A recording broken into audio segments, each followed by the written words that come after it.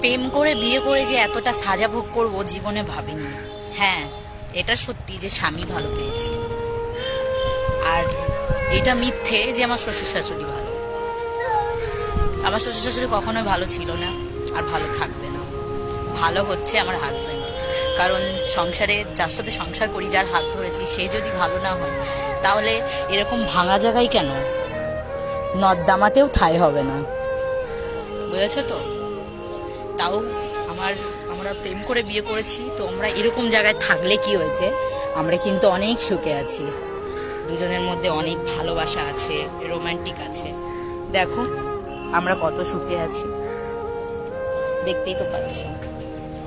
তো প্রেম করে বিয়ে করলে এটা ঠিক ভালো জায়গায় থাকা যায় না, ভালো মানুষের সাথে চলা যায় না, কিন্তু এটা বুঝি প্রেম করে বিয়ে করলে পারি স্বামীর সুখটা ভালো পাওয়া যায়, স্বামীর কাছে ভালোবাসা পাওয়া যায়। ঠিক আছে, আমাকে দেখে আশা করি, আমার ভিডিও দেখে তোমরা বুঝতেই পারো যে আমি কতটা স্বামীর সাথে হ্যাপি আছি।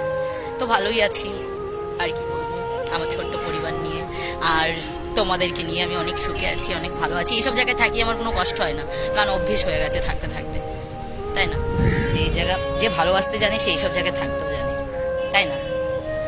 দেখো এখানে থাকি আমরা, তো আমাদের খুবই ভালো লাগে। যেখানে ভালোবাসা আছে সেখানে সব আছে, যদিও ভাঙা হোক কেন, তাই না?